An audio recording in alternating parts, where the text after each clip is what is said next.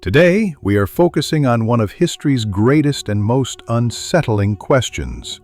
Why does humanity keep telling the same story? Consider this. On one side, clay tablets from fertile Mesopotamia. On the other, Mayan stelae deep within the rainforests. Thousands of miles, thousands of years, zero contact. Yet, both speak of a great flood, of sky people, and of a divine force that brought order from chaos. Is this a coincidence, or is there a forgotten, shared transmission of knowledge spanning the globe? We dismiss these stories as myths, but what if myths are not mere fantasy, but symbolic records of a universal truth we have forgotten? If so, who kept these records, and where and how did the very idea of God first originate? This episode will dive into the depths of civilizations across the world, attempting to solve the common secret whispered by their myths. If you're ready, let's tune in to the voice of creation, the point where time and belief began. Despite differences in language, culture, and geography, four fundamental universal motifs recur in the mythology of all great civilizations. These motifs shaped the very definition of the power we call God.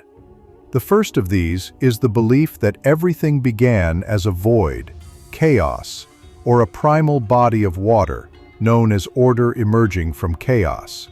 Nu in Egypt, or the chaos of Tiamat in Mesopotamia, are the oldest examples of this idea. Order is wrenched from this chaos by a divine will. This is the universal answer to the question, what existed before the world? The scientific analog to this motif could be the birth of natural laws from the chaotic state of the Big Bang. Ancient thinkers chose to relay this abstract concept through the dramatic narrative of a cosmic battle. The second striking similarity is the catastrophe of the Great Flood, which wiped out the entire civilization, saving only a select family or person, be it Noah, Utnapishtim, or Deucalion.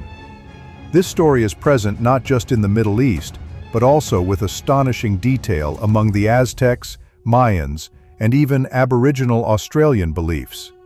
For instance, the myth of Viracocha in the Andes, who created a stone race and later destroyed them with a great flood, parallels the destruction myths worldwide. Is this the collective memory of a global disaster, or a shared ancient warning? Archaeologists acknowledge that rapid sea level rises at the end of the last ice age might have triggered these myths. However, the non-culture-specific details, such as building a great ark and sending out birds, suggest something far more than just a localized event. The third universal archetype is the divine creator, a single, transcendent figure often associated with the heavens who gave humanity laws and civilization. An in Sumer, Ra in Egypt, or Dios Pita in Vedic texts form this heavenly father archetype. These figures are not passive observers, but active entities who directly intervened in human destiny. In the Americas, the Quetzalcoatl figure, who brought civilization after the flood, represents the ultimate divine teacher, symbolized by the feathered serpent that bridges earth and sky. Prometheus's gift of fire to humanity in Western mythology is another variation of this potent archetype. And finally, the fourth is the motif of the cosmic tree or mountain, the sacred central point that connects the sky and the earth, where knowledge is stored. This ladder between heaven and earth was seen as the only passage through which knowledge could descend from the divine layer to the world below. Ziggurats in Mesopotamia, stepped mastabas in Egypt, and even the Yggdrasil tree in Norse mythology all represent this cosmic axis. These structures were not just monuments, they were explicitly built as a point of communication between sky and earth. These similarities are not simple resemblances that can be explained by common natural disasters like local floods. The complex sequence of the same story being generated by cultures unaware of each other remains a great enigma. Archaeologists call this the myth model. But what is the source of this model? Could this model be proof that all humanity shares a single common origin? When we look at the genesis of the God concept, myths give us a very clear clue. God came from the sky. In ancient languages, words for God, or divine being, are often associated with brilliance, height, or celestial entity. Is this a coincidence? Or is it a descriptive name given to something they witnessed? For instance, in Sumer, the earliest records point to the Anunnaki figures. Their translation is, "those who came down to earth from the sky." These beings taught humanity agriculture, writing, and city building. For the Sumerians, God was not an abstract spirit, but a tangible, technological, and informative being. The tablets meticulously detail the constructions and commands of these entities.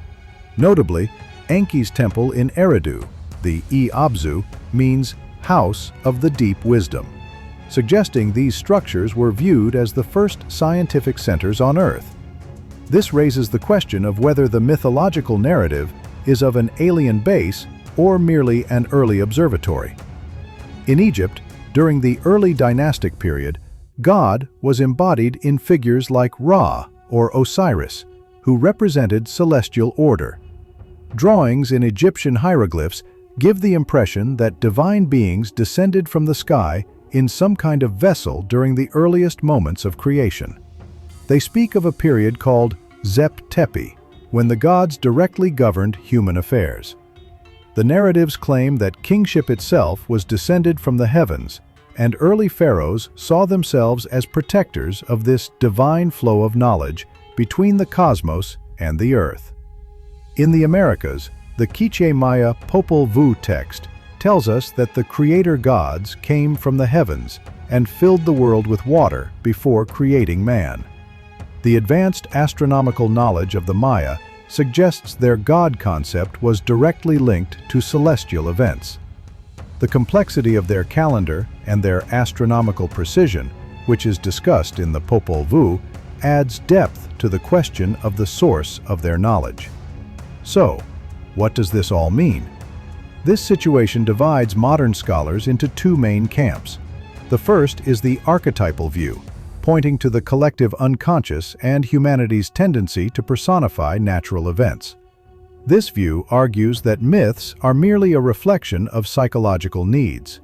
For example, the fear of thunder creates the archetype of a sky god.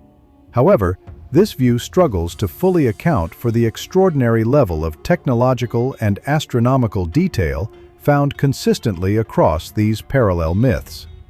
The second, more controversial, is the contact theory. According to this theory, a transfer of knowledge and technology from one or more global centers might have occurred very early in history. This suggests that the concept of God itself could be the symbolic record of a shared physical event or an extraordinary encounter. This would mean that all myths are simply different dialects tracing back to the same source. The greatest scientific challenge to the contact theory is the lack of physical evidence for this large-scale communication. Yet this theory remains the only model that rationally explains the incredible consistency of the myths.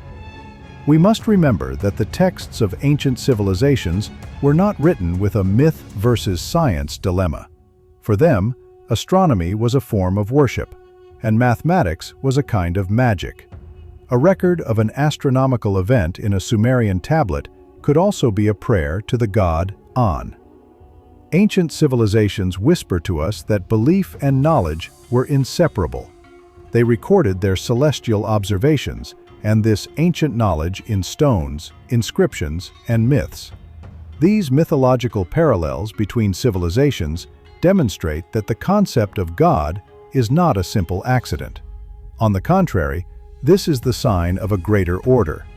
If the myths are true, as humanity, we share a single event that we witnessed together at our origin, and that event taught us both creation and the fundamental rules of civilization.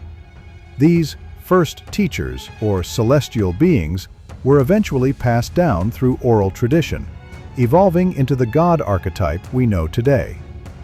This season, we will continue to decode these shared codes, searching for the moment where science and faith merged. We are ready to illuminate the common secret of history. Don't forget to subscribe to our channel so you don't miss any episodes. See you next time, stay curious and stay scientific.